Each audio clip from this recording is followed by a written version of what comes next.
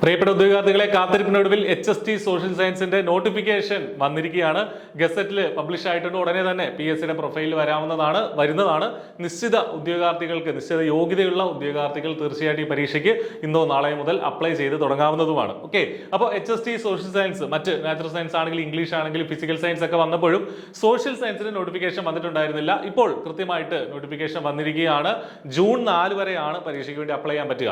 അപ്പോൾ ഈ വീഡിയോയിൽ നമ്മൾ എന്താണ് ഇതിന്റെ യോഗ്യതകൾ, പുതിയ നോട്ടിഫിക്കേഷൻ പ്രകാരം ഏതൊക്കെ ഡിഗ്രി ഉള്ള ആളുകൾക്ക് ഇതിന് അപ്ലൈ ചെയ്യാൻ പറ്റും, ഏജ് ലിമിറ്റ് എത്രയാണ് തുടങ്ങിയ കാര്യങ്ങളൊക്കെ നമുക്ക് ഡിസ്കസ് ചെയ്യാം. അതിനു മുന്നേ പറയട്ടെ, I+ ഈ പരീക്ഷയ്ക്ക് വേണ്ടിയിട്ട് ഏറ്റവും ഇന്റൻസീവ് ആയിട്ടുള്ള കോച്ചിങ് പ്രൊവൈഡ് ചെയ്യുന്നുണ്ട്. അതും വളരെ ചെറിയ ഫീസിൽ. I+ന്റെ കോഴ്സിൽ ഇപ്പോൾ നിങ്ങൾക്ക് എൻറോൾ ചെയ്യാം. വീഡിയോ ഡിസ്ക്രിപ്ഷനിൽ കോഴ്സിന്റെ വിശദാംശങ്ങളുണ്ട്. അല്ലെങ്കിൽ ആ നമ്പറുകൾ വിളിച്ച് ചോദിക്കുകയോ ഗൂഗിൾ ഫോം ഫില്ല് ചെയ്യുകയോ ചെയ്യുക. ഇപ്പോൾ തന്നെ പഠിച്ചു തുടങ്ങുക. എങ്കിൽ മാത്രമേ ഈ കടുത്ത കോമ്പറ്റീഷനെ അതിജീവിച്ച് നമുക്ക് റാങ്ക് ലിസ്റ്റിലെത്തി മികച്ച റാങ്ക് നേടി ജോലി നേടാനായിട്ട് സാധിക്കുകയുള്ളൂ. അപ്പൊ നോട്ടിഫിക്കേഷന്റെ വിശദാംശങ്ങളിലേക്ക് പോയി കഴിഞ്ഞാൽ, കാറ്റഗറി നമ്പർ 24/2024, 24/2025, 24/2024 ആണ് ഇത്തവണത്തെ നോട്ടിഫിക്കേഷന്റെ കാറ്റഗറി നമ്പർ. പുതിയ കുറെ set of notifications PSC publish ചെയ്യുന്നുണ്ട്. ആ കൂട്ടത്തിലുള്ളതാണ് name of the post high school teacher social science Malayalam medium എന്നുള്ളതാണ്. High school teacher social science Malayalam medium. Scale of pay ശ്രദ്ധിക്കുക. 41,300 മുതൽ 87,000 വരെയുള്ള മികച്ച ഒരു സ്കെയിൽ ഓഫ് പേ തന്നെയാണ് ഇവിടെ ഉള്ളത്. അതിനുശേഷം നമ്പർ ഓഫ് വേക്കൻസീസ്, അപ്പൊ നിങ്ങൾ ശ്രദ്ധിക്കുക, ഡിസ്ട്രിക്ട് വൈസ് റിക്രൂട്ട്മെന്റ് ആണ്. അപ്പൊ നിങ്ങൾ PSCയുടെ പ്രൊഫൈലിൽ ചെന്നാൽ ആദ്യം ഈ വേക്കൻസി കാണിക്കില്ല.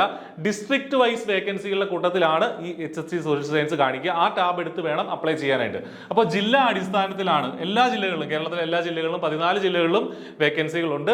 ആന്റിസിപ്പേറ്റഡ് വേക്കൻസീസ് എന്നാണ് പറഞ്ഞിരിക്കുന്നത്. വേക്കൻസിയുടെ നമ്പർ സ്പെസിഫൈ ചെയ്തിട്ടില്ല. ആന്റിസിപ്പേറ്റഡ് വേക്കൻസീസ് എന്നാണ് പറഞ്ഞിരിക്കുന്നത്. നിലവിൽ ഒരു റാങ്ക് ലിസ്റ്റ് ഉണ്ട്. അത് അടുത്ത വർഷത്തോടു കൂടി എക്സ്പയർ ആവും. ആ സമയത്തേക്ക് പുതിയ പരീക്ഷ വരും. മിക്കവാറും അടുത്ത വർഷം സ്റ്റാർട്ടിങ്ങിലായിരിക്കും ഈ പരീക്ഷയും നടക്കാൻ പോകുന്നത്. Then last date of application June 4 ആണ്. അതുവരെ വെയിറ്റ് ചെയ്യരുത്, നേരത്തെ തന്നെ അപ്ലൈ ചെയ്യുക. ഏജ് ലിമിറ്റ് ശ്രദ്ധിക്കുക. 40 വയസ്സ് വരെയുള്ളവർക്ക്, ജനറൽ കാറ്റഗറി ആണെങ്കിൽ 40 വയസ്സ് വരെയുള്ളവർക്ക് അപ്ലൈ ചെയ്യാം. 18 മുതൽ 40 വയസ്സ് വരെയാണ്. 2/1/1985 ആ ഡേറ്റ് ഉൾപ്പെടെ, ആ ഡേറ്റിന് ശേഷം ജനിച്ചവർക്കാണ് അപ്ലൈ ചെയ്യാൻ പറ്റുക.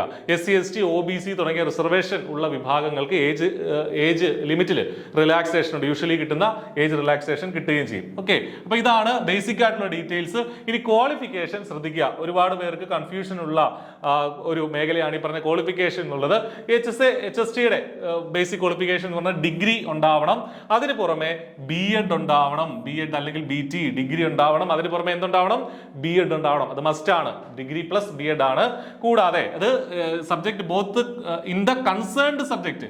ആ കൺസേൺഡ് സബ്ജക്ട് ഏതാണ് എന്നുള്ളതാണ് നമ്മൾ ഇനി താഴേക്ക് അടുത്ത സ്ലൈഡിൽ നമുക്ക് പറയാം. സോഷ്യൽ സയൻസ് എന്നൊരു സബ്ജക്റ്റിൽ നമുക്ക് ഡിഗ്രി ഇല്ലല്ലോ. അപ്പോൾ ഏതൊക്കെ സബ്ജക്റ്റുകാർക്ക് ഇതിന് അപ്ലൈ ചെയ്യാൻ പറ്റും എന്നുള്ളത് നമുക്ക് നോക്കാം. Both conferred or recognised by universities of Kerala. ഇപ്പൊ കേരളത്തിന് പുറത്തുനിന്നാണ് നിങ്ങൾ ഡിഗ്രി അല്ലെങ്കിൽ B.Ed കേരളത്തിന് പുറത്തുനിന്നാണെങ്കിൽ കേരളത്തിലെ ഏതെങ്കിലും ഒരു സർവകലാശാലയുടെ ഇക്വലൻസി സർട്ടിഫിക്കറ്റിന്റെ ആവശ്യം ഉണ്ടാകും എന്നുള്ള കാര്യം കൂടെ ശ്രദ്ധിക്കുക. മാത്രമല്ല, ഇതിന് പുറമെ ഡിഗ്രി B.Ed അത് പുറമെ എന്തുകൂടെ വേണം? കേട്ടറ്റ് 3 എങ്കിലും വേണം. കേരള ടീച്ചർ എലിജിബിലിറ്റി ടെസ്റ്റ് കേട്ടറ്റ് 3 എങ്കിലും പാസ്സായിരിക്കണം. ഏറ്റവും മിനിമം കേട്ടറ്റ് 3 എങ്കിലും പാസ്സായിരിക്കണം. അതായത് അതിന് മുകളിലുള്ള സെറ്റ്, നെറ്റ് ഒക്കെ ഉള്ള ഉദ്യോഗാർത്ഥികൾക്ക് ഇതിന് അപ്ലൈ ചെയ്യാം. സെറ്റ് ഉണ്ടെങ്കിൽ നിങ്ങൾക്ക് കേട്ടറ്റ് വേണമെന്നില്ല. നെറ്റ് ഉണ്ടെങ്കിലും കേട്ടറ്റ് വേണമെന്ന് നിർബന്ധമില്ല. ഓക്കെ, അത് കൂടാതെ നോട്ടിഫിക്കേഷൻ വിശദമായിട്ട് വായിക്കുക. MPhil, PhD അതുപോലെ തന്നെ M.Ed ഒക്കെ ഉള്ള ഉദ്യോഗാർത്ഥികളെ ഇതിൽ നിന്ന് ഒഴിവാക്കിയിട്ടുണ്ട്. കേട്ടറ്റ് ഒക്കെ നേടുന്നതിൽ നിന്ന് ഒഴിവാക്കിയിട്ടുണ്ടെന്നുള്ള കാര്യം കൂടെ മനസ്സിലാക്കുക.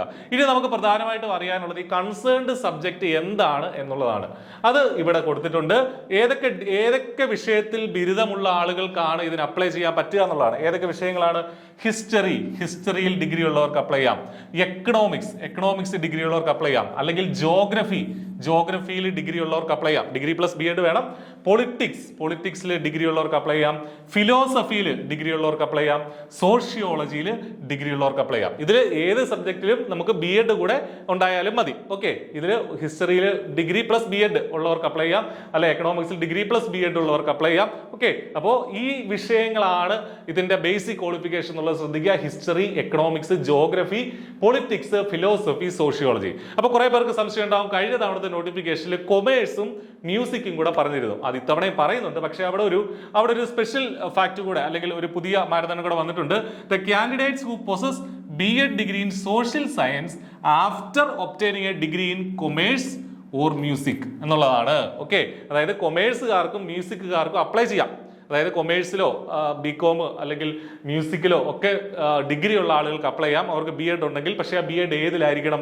BEd ഇൻ സോഷ്യൽ സയൻസ് ആയിരിക്കണം എന്നുള്ളത് നിർബന്ധമാണ് കേട്ടോ. കൊമേഴ്സിൽ പോരാ BEd, സോഷ്യൽ സയൻസിൽ വേണം BEd ഉള്ളവർക്ക് അപ്ലൈ ചെയ്യാം. പക്ഷെ അത് ഡേറ്റും കൂടെ പറഞ്ഞിട്ടുണ്ട്. ബിഫോർ 21/9/2022 സെപ്റ്റംബർ 21 മുന്നേ യോഗ്യത നേടിയവർക്ക് മാത്രമേ ഈ ഒരു ഒഴിവുള്ളൂ. അതിനുശേഷം ഉള്ളവർക്ക് ഇതിന് അപ്ലൈ ചെയ്യാൻ പറ്റില്ല എന്നുള്ള കാര്യം തന്നെയാണ് പറഞ്ഞിരിക്കുന്നത്. അപ്പോൾ ഇത് ക്ലിയർ ആയി കാണുമെന്ന് കരുതുകയാണ്. വളരെ വ്യക്തമായിട്ട് നോട്ടിഫിക്കേഷനിൽ ഏതൊക്കെ സബ്ജക്റ്റുകാർക്ക് അപ്ലൈ ചെയ്യാം, ഏതിലാണ് BEd വേണ്ടത് എന്നുള്ള കാര്യം പറഞ്ഞിട്ടുണ്ട്. ഇനി അടുത്തൊരു ഒരു നിബന്ധനയുടെ പറയുന്നുണ്ട്, post graduates in concerned subject with BEd in concerned subject are also eligible. അതായത് ഇതിൽ ഏതെങ്കിലും PG ഉള്ളവർക്ക്, ഡിഗ്രി മാത്രമല്ല PG ആയാലും മതി, PG in history plus BEd in history അല്ലെങ്കിൽ BEd ആ കൺസേൺഡ് സബ്ജക്റ്റിലുള്ള BEd ഉണ്ടെങ്കിൽ നിങ്ങൾക്ക് ഇതിന് അപ്ലൈ ചെയ്യാം എന്നുള്ള കാര്യം കൂടെ വളരെ കൃത്യമായിട്ട് പറയുന്നുണ്ട്. അപ്പോൾ ഇതാണ് ഇതിന്റെ യോഗ്യതയുമായി ബന്ധപ്പെട്ട കാര്യങ്ങൾ. നിങ്ങളത് വിശദമായിട്ട് മനസ്സിലാക്കുക, നോട്ടിഫിക്കേഷൻ എടുത്തു വെച്ച് തന്നെ വായിച്ചു നോക്കുക, എന്നതിന് ശേഷം മാത്രം അപ്ലൈ ചെയ്യുക. വെറുതെ നമുക്ക് യോഗ്യത ഇല്ലെങ്കിൽ അപ്ലൈ ചെയ്തിട്ട് കാര്യമില്ല, പഠിച്ചിട്ട് കാര്യമില്ല. എന്താണെങ്കിലും യോഗ്യതയുള്ളവർ വളരെ കൃത്യമായിട്ട് തന്നെ അപ്ലൈ ചെയ്യുക. ഏറ്റവും നല്ലൊരു പോസ്റ്റ് ആണ്. സംസ്ഥാനത്തെ ഹൈസ്കൂളുകളിൽ അധ്യാപകരാകാനുള്ള ഈ മികച്ച പോസ്റ്റിലേക്ക് നിങ്ങളെ സ്വാഗതം ചെയ്യുകയാണ്. I+ന്റെ കോഴ്സിൽ ഏറ്റവും ഇന്റൻസീവ് ആയിട്ടുള്ള ക്ലാസ്സുകൾ പ്രൊവൈഡ് ചെയ്യുന്നുണ്ട്. നമ്മൾ ഇതേ ചാനലിൽ തന്നെ HSA സോഷ്യൽ സയൻസുമായി ബന്ധപ്പെട്ടുള്ള വീഡിയോസ് ഒക്കെ നമ്മൾ ചെയ്തിട്ടുണ്ട്. എന്താണ് നമ്മുടെ സിലബസ് ഡിസ്കഷൻ, എങ്ങനെ പഠിക്കണം തുടങ്ങിയ കാര്യങ്ങളൊക്കെ ഇവിടെ തന്നെ ഉണ്ട്.